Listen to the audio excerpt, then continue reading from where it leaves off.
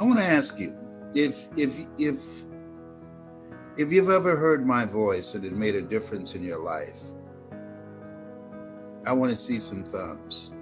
I know many of you have not heard me speak, but some of you have.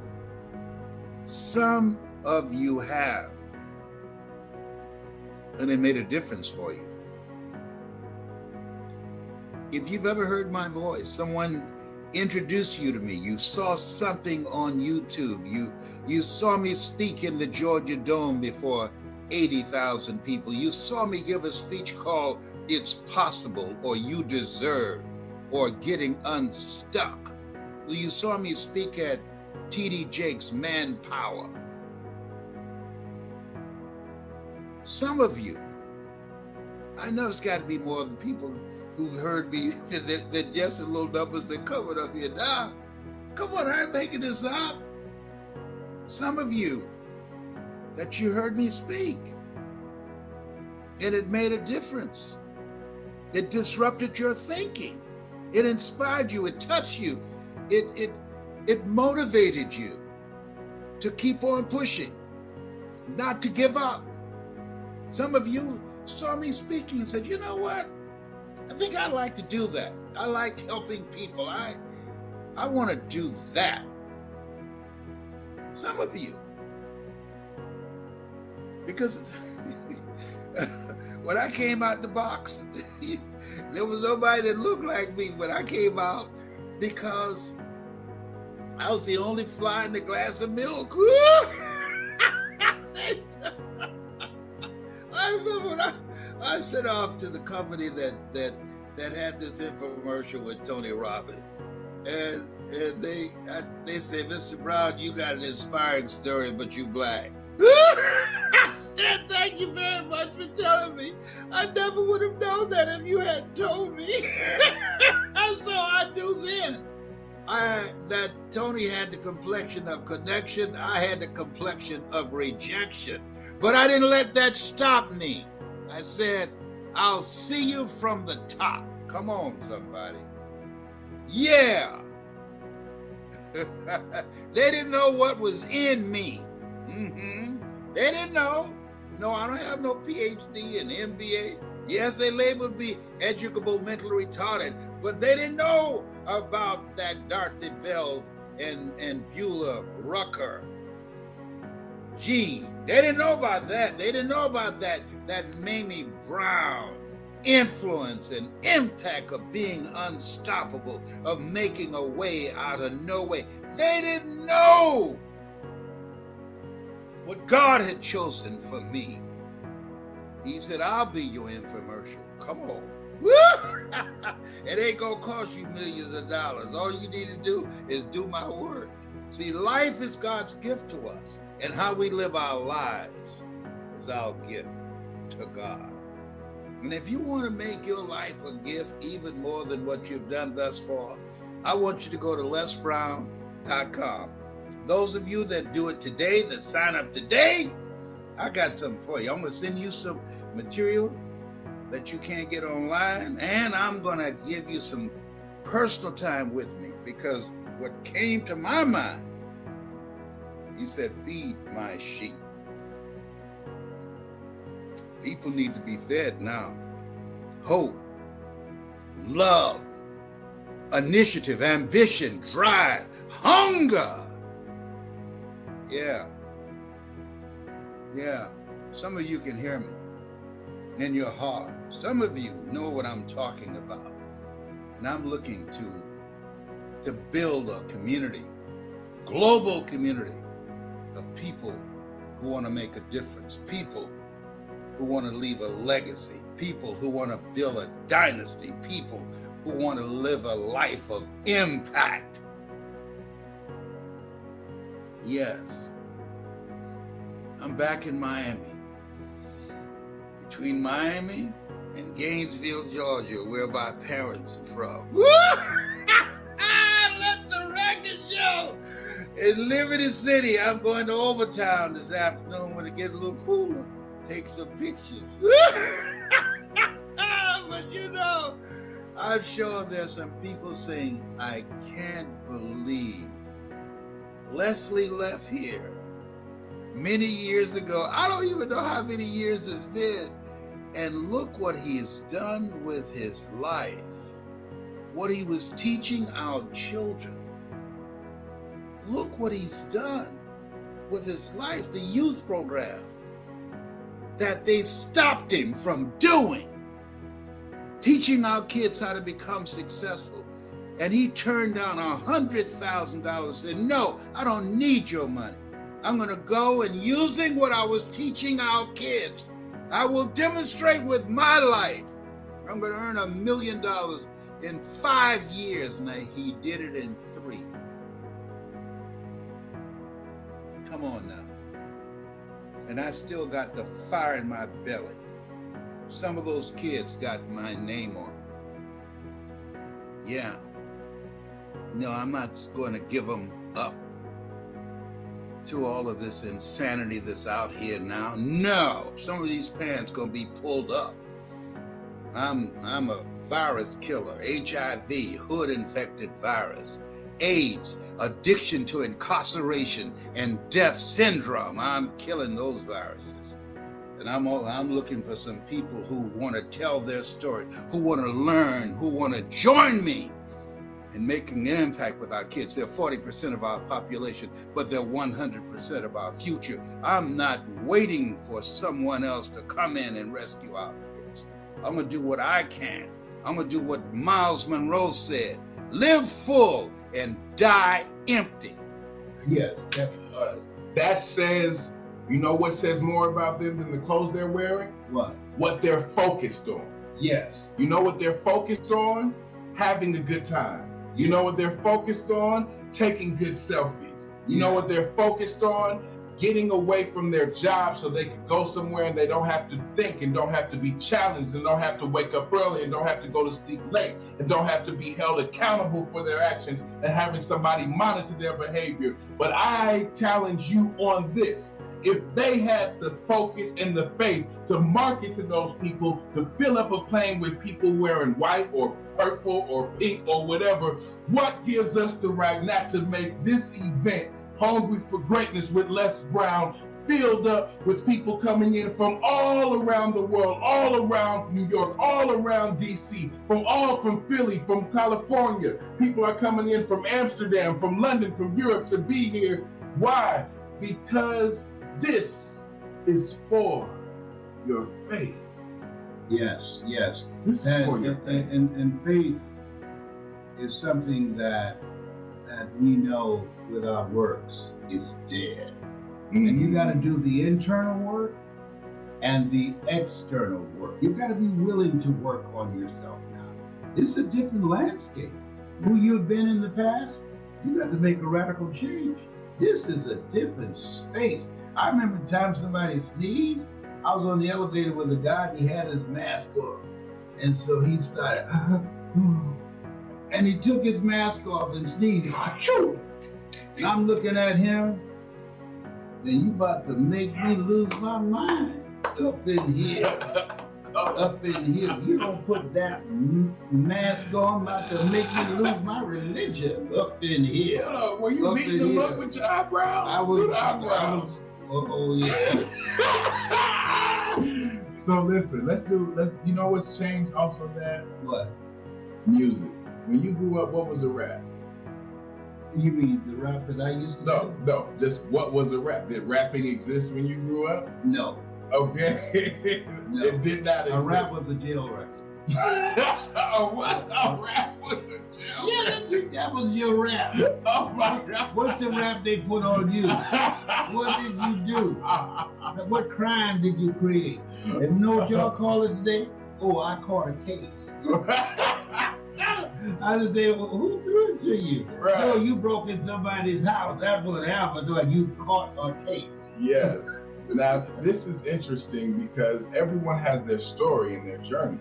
Yes. And part of my story is I noticed as I was growing up, I noticed that young people were tuned in more to rappers than they were thought leaders and motivators. And I decided to actually put motivational principles in hip hop form. Yeah. And one of the songs that I put together was called Follow Your Heart. And if you're loving this conversation with Mamie Brown's baby boy and Mamie Brown's grandbaby boy, right now, I'm going to teach you how to rap before we go out to our third point. Are you ready? You gonna teach me how to rap? I'm going to teach you how to What rap. about my own rap? LB, Triple P, let's find me, flatter playing Papa. There were none before me, and there will be none after me. Therefore, that makes me the one and only. Young and single and love to make you certified, bona fide, and indubitably qualified to bring you satisfaction, a whole lot of action.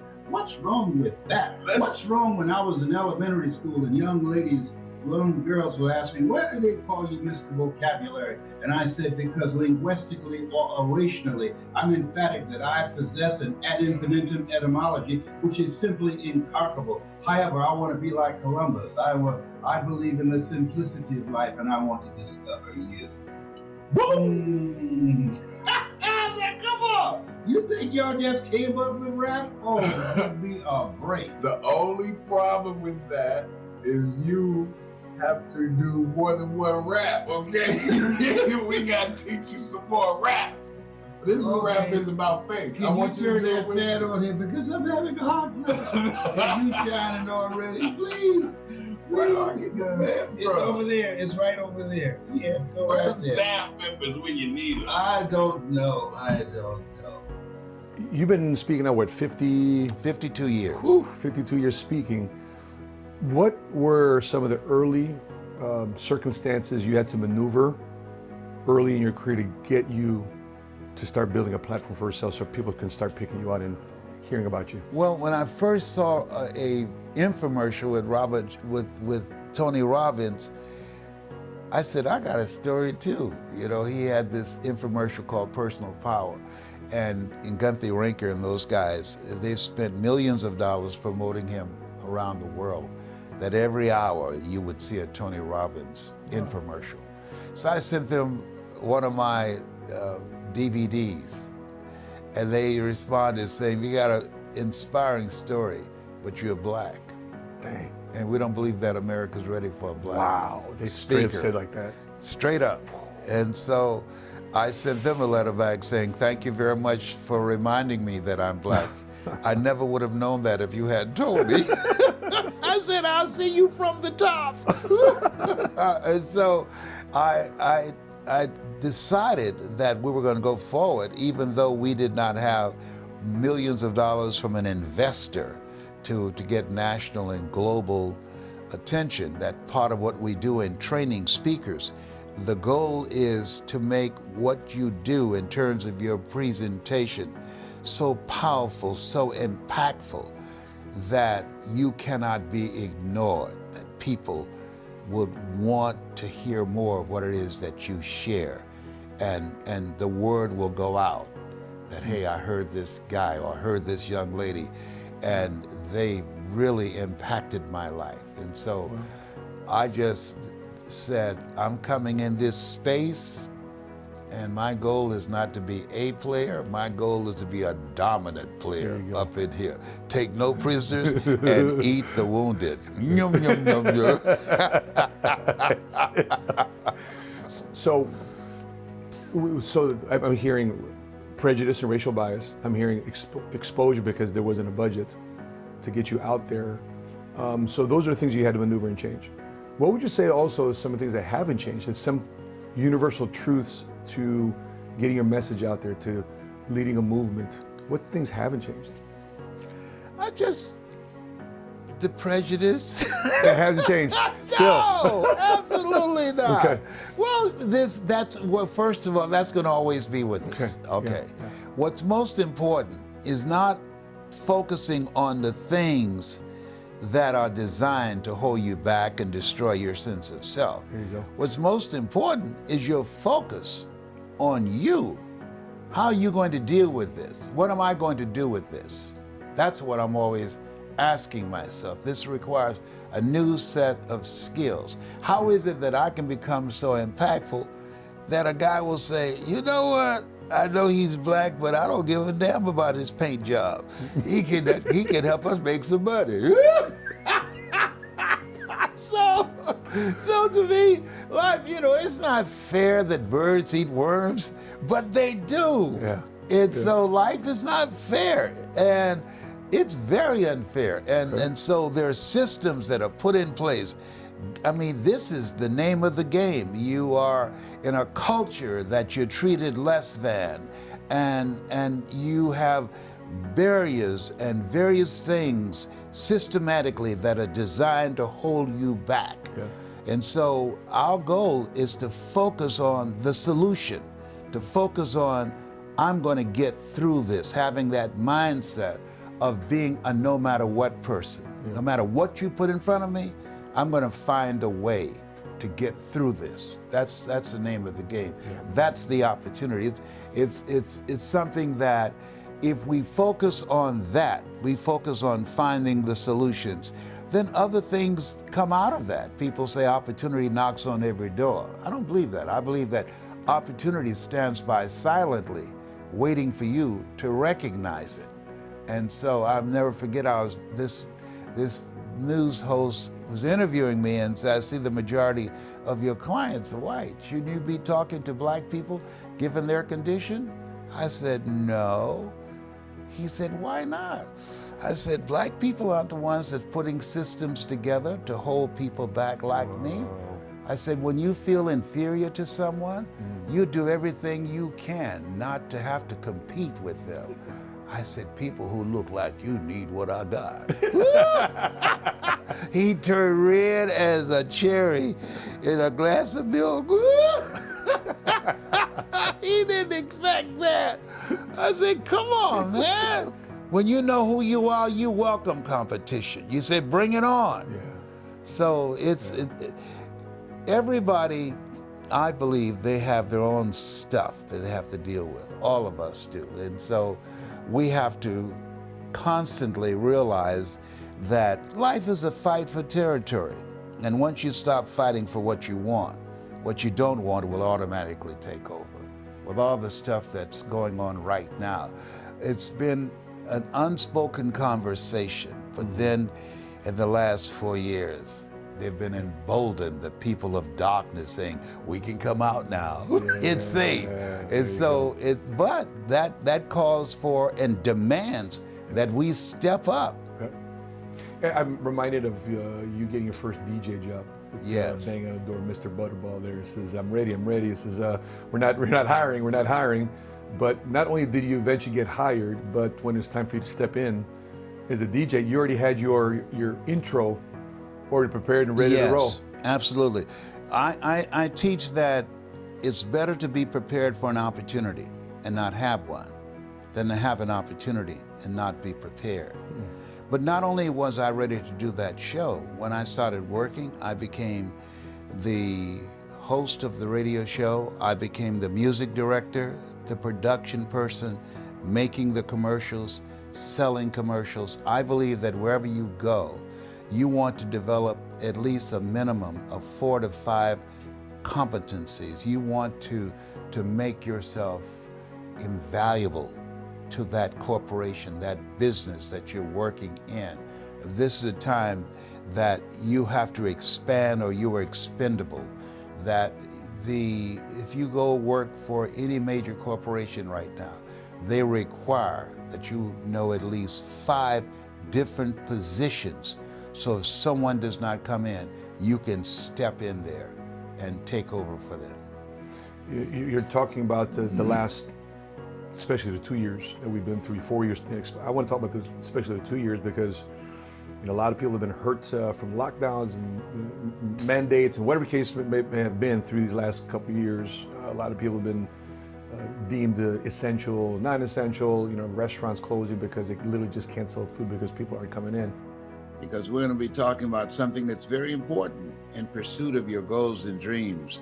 Very important when it comes to developing yourself, your talents, your abilities, your skills. Because one of the things I'm going to be talking about, I think, is one of the things that people don't spend enough time on. They talk about time management. You can't manage time. Everybody is 24 hours. What's most important is managing yourself, what you do with your time. People ask me all the time, how do you know so many quotes? I say, I take the time to memorize them.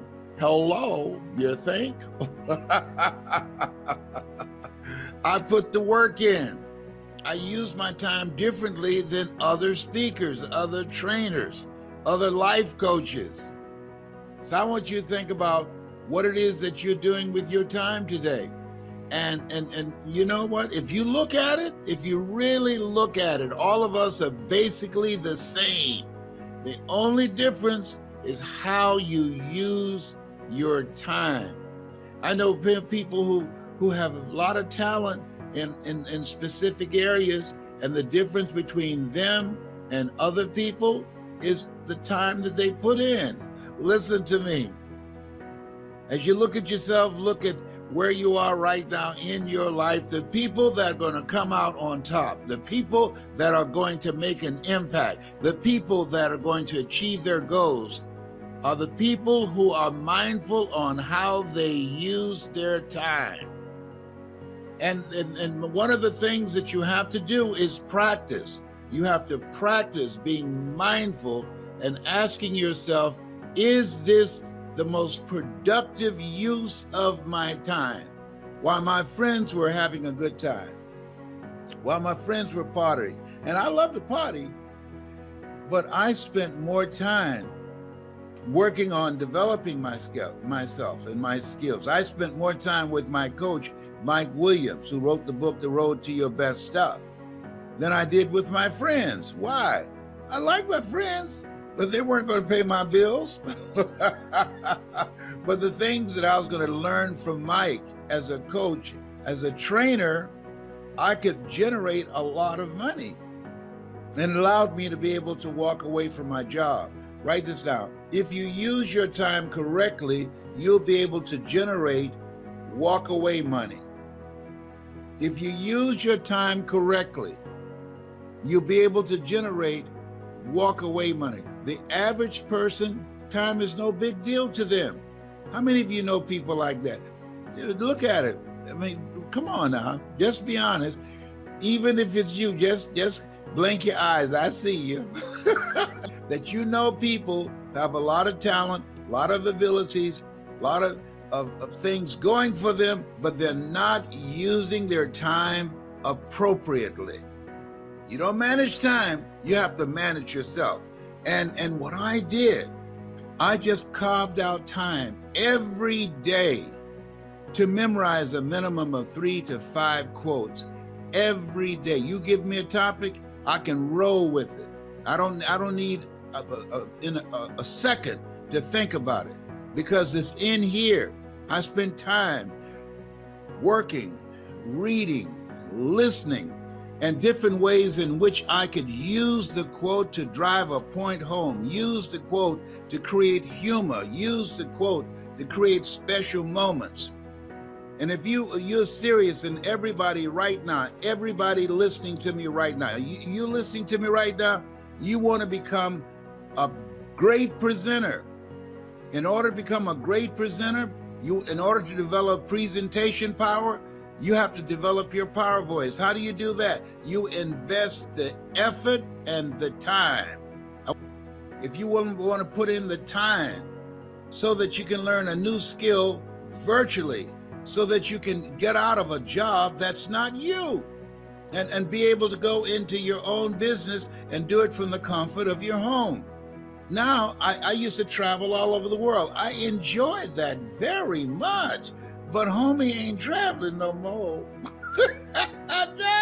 No. My buddy Tyrone, he said, no, don't do that no more.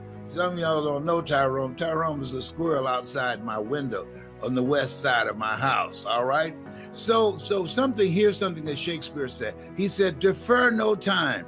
Delays have dangerous consequences. Let me share something with you. I remember when I had the opportunity to audition for a play at Miami-Dade Community College. Mrs. Werner was the director there, and I didn't show up on time. Somebody else got the role. The reason I didn't show up, truthfully, not just because I was late, but because I didn't believe in myself. I said, well, something else will come up. and I'll be able to get that role. Nothing else came up, and that was it. And so we've all had experiences. I want you to think about it. Something you put off, and it cost you. It cost you. The guy was talking to me about becoming a part of my speaker training program. And I said, okay, I got a slot that's available now. So he said, I'll call you tomorrow. He didn't call. And so he saw me about 2 weeks later and said, hey, can I sign up now? Because one of my graduates told him how good it was for them. And I said, no. He said, why not? I said, you have to take advantage of the opportunity and the lifetime of the opportunity. I said, I don't have any openings for you now. But at some time, maybe 3 months, 4 months from now, that slot might be available again when somebody graduates. You have to take advantage of an opportunity and the lifetime of the opportunity. Is there something that you want to do? Some goal that you want to achieve? Something that's important to you? Some place that you want to go? Something that's important that as you look at it and think about it and said, I'd like to do this. One day I'm gonna. No. You don't know. You don't know. Don't operate with it. One day I'm gonna. I remember being with my best friend, Boo. He's since passed. And we were in Nassau, Bahamas. And I said, you know what, Boo? I said, this is the first time you and I, we've been traveling all over the world. This is the first time that we have time that we can spend here in Nassau, and you can find relatives that you haven't talked to in years. He said, oh, I got to get back to the States because I've got to cook. There's a special event for the church. I said, hey, guess what, Boo? They can get another cook. This is enough time in advance, a week in advance. Make a call, tell them that you will not be there because you are on vacation, and we've never taken the time to spend this time together just having fun. We traveled when I was speaking, and we went from city to city. My cousin Boo and I, we're in Nassau, and we traveled, and I would speak, and Boo always went with me. And so, but we wanted to have some time special together where I would go to a beautiful place and I didn't have to speak. And so I said, this is a place, let's do it here. Let's spend 3 weeks to a month here. Find relatives of yours that live here in Nassau, in Bimini. And we can just chill out. And he said, I can't. I said, why not? He said, because I have to cook for an event that's taking place at the church. I said, you have enough time in advance, call them and let them know. He said, there is nobody else. I said, listen to me. If something happened to you, they will find somebody else. They will not cancel the event. He did not know, and I did not know. When he said, I can't do it, he did not know that he would not be able to do it for the church, to cook for the church. He died a few days after we got back, and they got another cook. They got another cook. Sometimes we think that we're irreplaceable. We're not. Somebody's waiting. When you have a goal, a dream, or something that you want to do, if you don't do it, somebody else will step in. Trust me, nobody's irreplaceable. Somebody will step in like they stepped in for my cousin Boo, and they cooked. And that's all I was thinking about as I sat there in the front row looking at him in the casket, because he always gave of himself, but we never took time to give to ourselves. And so that moment that we had was that was the last that we had the opportunity to spend 3 weeks together without my speaking. We never did. There's a quote. Miles Davis says, time is not the main thing. Time is the only thing. And he's absolutely right. So I want to ask you, how are you spending your time? How much are you putting in and focusing on the things that bring you joy, the things that make you smile, the things that make you feel good and laugh? How much time and energy are you focused on spending time with people that you love? You know, in order to live a life of no regrets, this lady, she worked for hospice, and she wrote this book, and it was about living a life of no regrets. And she said people who were dying, that what they regretted was not things dealing with how much money they made in their business, but how little time they spent with people that meant a lot to them, that if they had their lives to live over again, they would spend their time with certain people. At the end of my conversation with you, I'm encouraging you to make a list of some people that you need to deepen your relationship, or somebody that you need to write a letter to and say, hey, I love you, and I just want to thank you for what you've meant to me. I didn't say text them. No, that's impersonal. No, just people don't get letters anymore. I used to remember you would go to the drugstore, you get a little tablet, you get your pens and everything. People text, all right? No, when you write a letter, that's personal. You take the time to do that. I sent out some letters to some friends the other day, and they called me and say, hey, thank you very much. That meant a lot to me, because I put the time in to do it, to think about it. And I just get a card saying all the words that I wanted to say. I said it in my own voice. So I'm encouraging you, one, think about some people who you care about and who care about you, and it meant something to you at some point in time, and you would just like to do something kind by writing them a letter, by taking the time to let them know that you were thinking about them. How are you using your time? If there's something that you want to do in your life that you've been thinking about for a long time, carve out the time to do it. Stop putting it off. There's another quote, and I love quotes. You know I love them. Here's what I love. And this one says, sometimes you never know the value of a moment until it becomes a memory. Sometimes you don't know the value of a moment until it becomes a memory. I was talking to two friends of mine, and they knew Dr. Howard Thurman when they were younger. Now, some of you know Dr. Howard Thurman. Most people don't. He was a mentor to Dr. Martin Luther King Jr. I was so blown away. I said, you knew Dr. Howard Thurman? Yes. And I have these CDs that I was listening to that they gifted me. And I said, what was he like? And you know what they said? Well, he was a nice guy. He was thoughtful. He was quiet. You could tell he was a deep thinker. I said, well, did you ask him things and just try and pull out some ideas, concepts, or thoughts that he might have? I said, no. We didn't know he was all of that.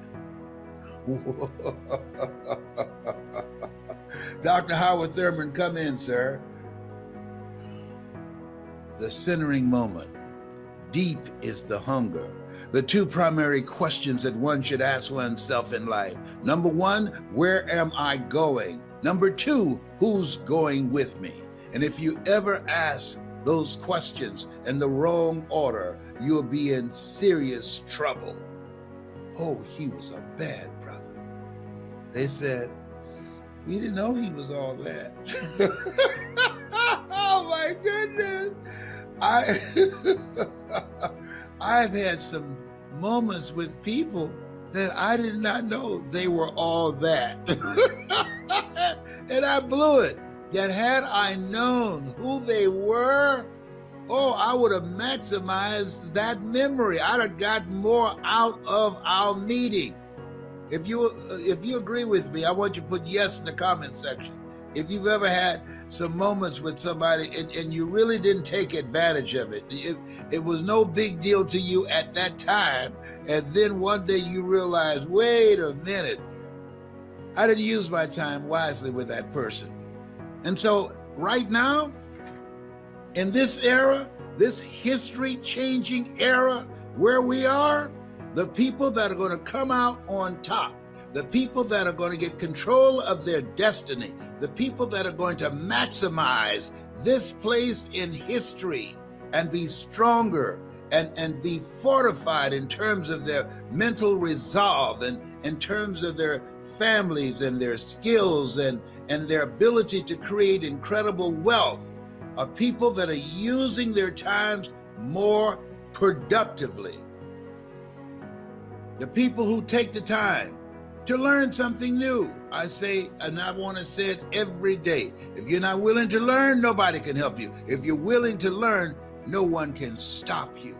Listen, Les, there's so much more we could talk about. I just want you to know that I'm privileged to know you. I feel like over the years, you were part of my core in terms of personal development and growing. You gave me hope. And I think part of that hope came, truthfully, is I was held back in the first grade. By the fourth grade, I realized I couldn't read very well, and they would take me out of social studies class and they would take me upstairs to this other room with 3 other students, and I sat in extra small tables, extra small chairs, and they would have me read cartoon books and then take a comprehension test at the end.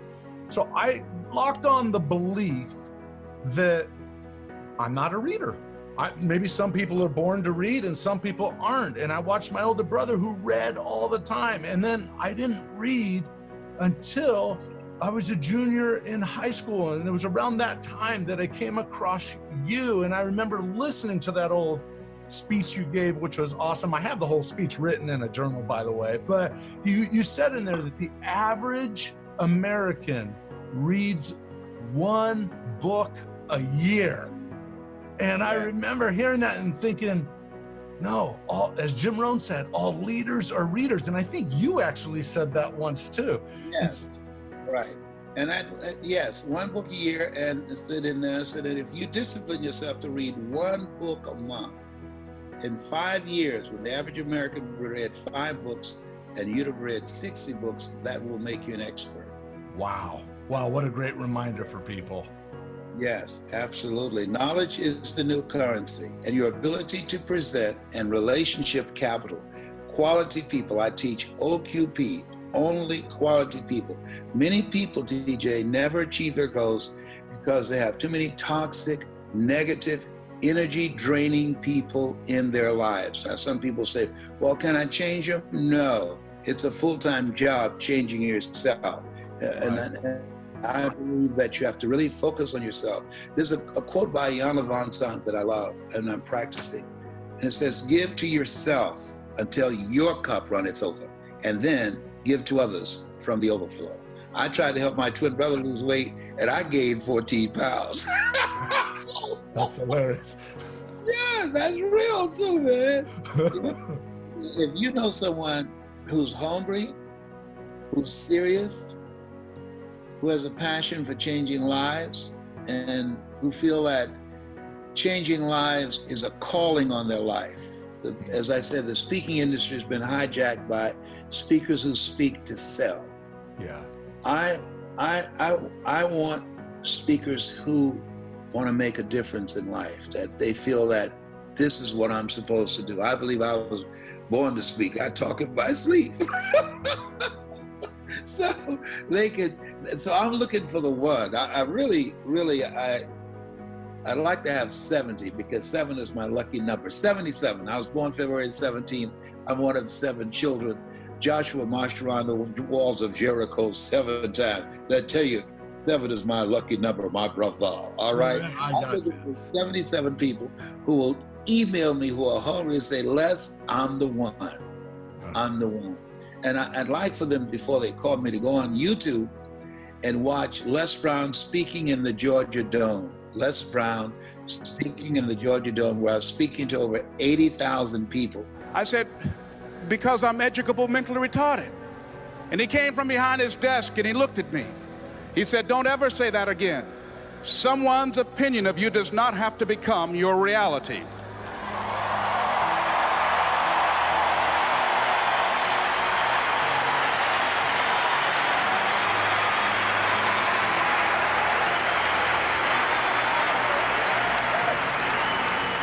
And that man, Mr. Leroy Washington, did something for me. He started planting seeds in my mind. And I tell the story about, I said to Mr. Washington, sir, I'm the one. I'm the one. When he said he's looking for one student that he has impacted that will make the fact that he came to Booker T. Washington High School worthwhile. One who wanted to go out and make the community proud, make their family proud. And I said, sir, I want to make my mother proud. And that was what motivated me to get into this area. He was a speech and drama teacher who helped me to discover my voice. You know, I have 4 values, and I'd love to go over those with you and get your interpretation of, 1, the importance of these 4 values, but 2, how you effectuated them in your life. The number 1 is a common one between all great thought leaders that I've ever met, and it's gratitude. What does gratitude mean to you, and how do you implement gratitude in your life as a practice? When I get up in the morning, the first thing that I think about is, 1, I'm here and I'm grateful. And I thank God for my voice, for my ability to still be actively engaged in life, for my family. I just discovered, Dave, just think about this, my birth family. I just laid eyes for the first time at 77 on a picture of my birth mother and father, and connected with my birth family in Gainesville, Georgia. I never knew, something I always wanted to know. And so I'm grateful for that. And I asked God, what am I supposed to do with this? Well, my birth mother was a motivational speaker, and my grandmother was a motivational speaker. They have a museum in her name, Beulah Rucker Museum. These were 2 very active people. And as I'm reading about them, what I've done is nothing compared to what they did during that time.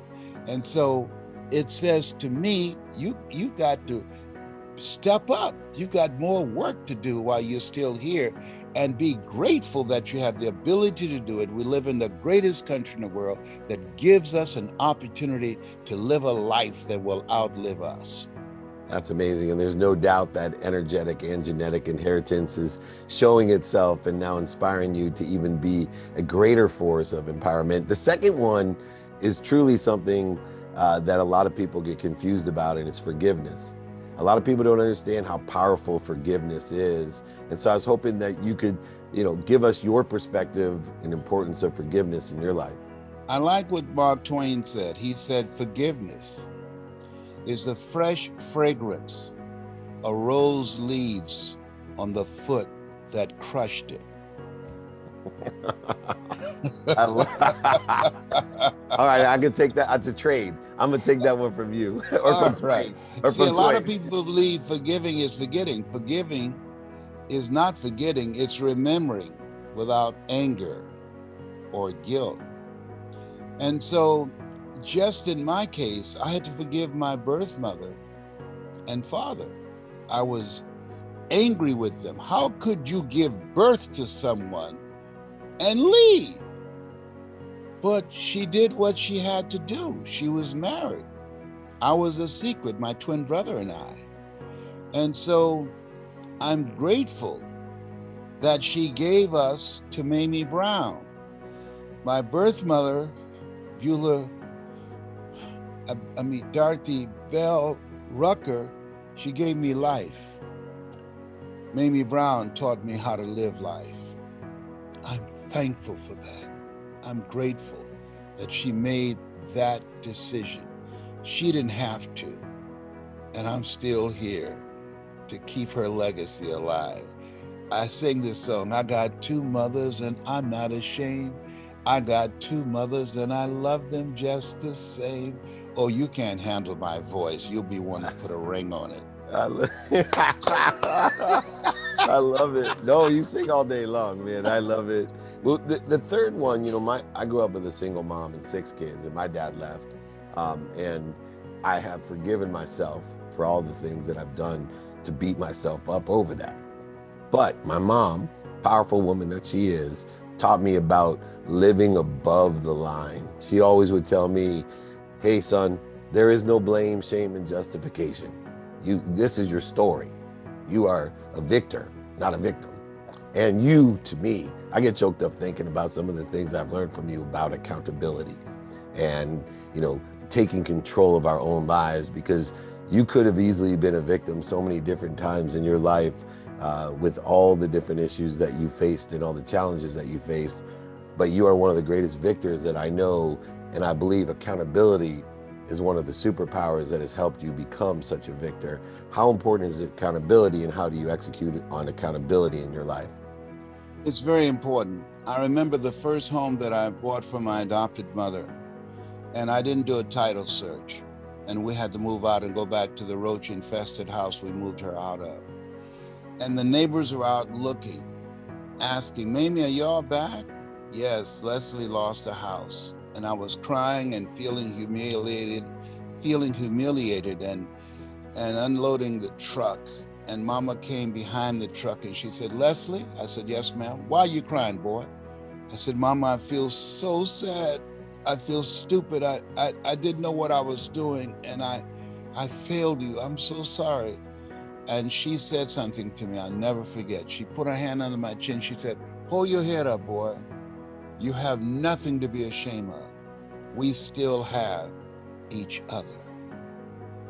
And that stayed with me, that what's most important, and what was most important to her, not that I bought her a house and lost it, but we still had each other. And I remember Jacqueline Onassis, and she said that if my children don't amount to anything and I earn all the money in the world and all the materialistic possessions, what do I have? And what she's saying is, hey, we have each other. And so my mother taught me in that moment, don't focus on things, focus on the people that mean so much to you, because that's where the love is. And God is love, and he who dwelleth in love dwelleth in God, and God in them. Come on now, I'm waiting for you. That's why I love you, and I feel part of you and so connected through you, and help me through to other people. So it's right now, it's at this time of the struggle. We go through a restructuring, we have competition that's doing weird stuff out in the market. And what you're saying is it's right now that tests my mettle, that builds me as a leader. Yes, without any question. The sign that I saw the other day that said, if you're going through hell, don't stop. Keep moving. You got to continue to move. And if you continue to move and make the adjustments and fine tune your strategy and let the people on the organization know, hey, look here, we're going to make this happen. And here's what they have to do. They have to come from a place of, it's possible. And once people begin to know that it's possible, then they begin to work within that framework. Sometimes we have to be intelligently ignorant. Many people fail to achieve the goals that they're capable of doing because they judge according to appearances, they know too much, and they think themselves out of it. What we have to do in this point in time, at this period of our history, is begin to be open to the possibility that it's possible, that we can do this. And the next step is that it's necessary. It's necessary that we find a way to make this work, that we look for ways to optimize the efficiency of our operation. It's necessary that everybody gets on the same page. It's necessary that we develop one vision, one voice, and higher standards on how we're going to begin to drive the culture to impact our bottom line, to begin to take the level of customer service that we envision to another level to dominate the marketplace. It's necessary. Being second place is not a name of the game. That's not acceptable. We've got to make it happen. And that it's you and it's me. All of us must take ownership for it. It was George Bernard Shaw who said, the people that make it in life, they look around for the circumstances that they want, and if they can't find them, they create them. That's what leaders do. And how do I take that picture that I have and get my employees to really see the possibility as well? Speed of the leader, speed of the group. You have got to buy into it. You've got to believe it. The difference between leaders and people that are followers. Leaders, it's a whole different standard for them. You know, it's a difference between being in the business and the business being in you. That it has to be who you are and that you set the pace for the organization. If the leader becomes cynical, if there's any doubt, if you don't have absolute faith that you can make it happen, if you become cynical, if they sense that you don't believe that it can happen, if you start complaining about the fact that you can't get your higher-ups to answer, or there's so much political bureaucracy that we have to deal with, that you're frustrated, that you don't know what to do, that you're pulling your hair out, that you can't sleep at night because of the fact that it's out of your control. If you have that victim mindset and feeling powerless, that nonverbal communication, your facial expression, your energy, the spirit of who you are, that will permeate and contaminate the spirit of the organization. Many leaders, their effectiveness with their people, their impact, their influence begins to diminish because they don't take the time to sharpen their minds, to build their faith, to build their skills, to empower and increase their confidence in themselves. So part of what we have to do, all leaders, you have to take time to pour into yourself. And you've got to also reach out. You've got to have a board of advisors, and it's your support committee that will give you a home court advantage. More teams win at home than they do on the road. 87%. Why? Because they have people cheering for them. I think that all leaders should have people around them, their group, their mastermind group, that will help to pour into them. There's safety and counsel that they can talk to. One of the things I always tell leaders that ask for help, not because you're weak, but because you want to remain strong. And ask for help, and don't stop until you get it.